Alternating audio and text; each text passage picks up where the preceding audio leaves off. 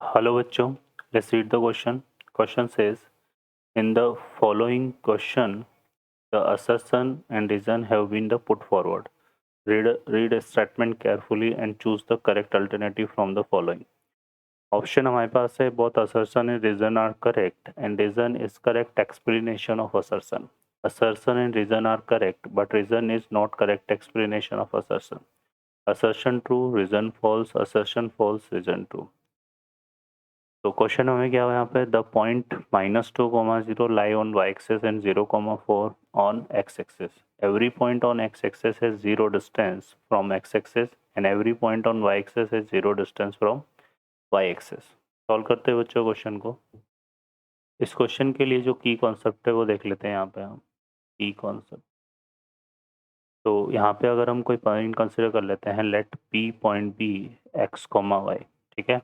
और अगर यहाँ पर x इक्वल टू 0 है, x इक्वल टू 0 मतलब x कोऑर्डिनेट 0 है अगर उसका, देन पॉइंट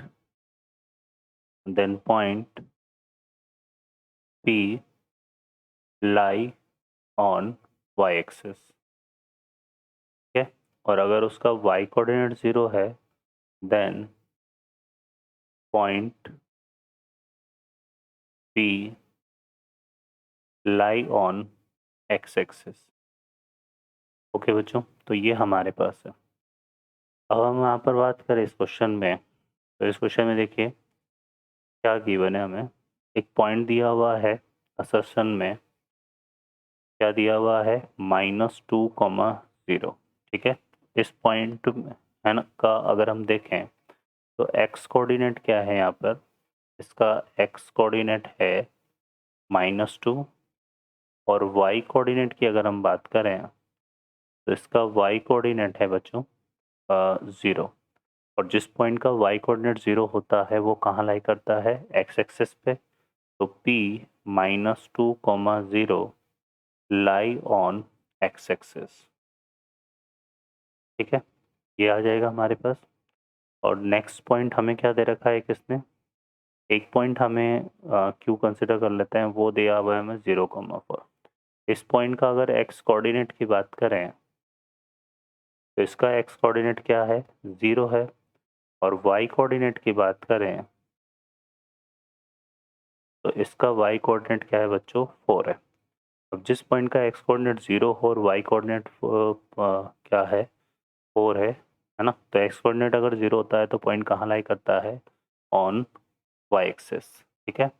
तो यहाँ पर जो पॉइंट 0, 4 है ये लाई करेगा, लाई ऑन y एक्सिस, ठीक है बच्चों. तो -2, 0 लाई ऑन y एक्सिस, जबकि -2, 0 कहाँ लाई कर रहा है, ऑन x एक्सिस.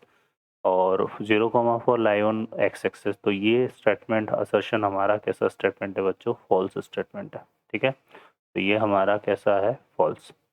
अब यहाँ पर रीजन को रीड करते हैं तो ये बोल रहा है every point on x axis has 0, ठीक है, डिस्टेंस फ्रॉम x एक्सिस, ठीक है. And every point on y axis has 0 distance from y axis, ठीक है. तो यहाँ पर देखो अगर कोई पॉइंट है ना, अगर कोई पॉइंट है, सिंपल सा कॉन्सेप्ट यहीं पे समझ लेते हैं इसको.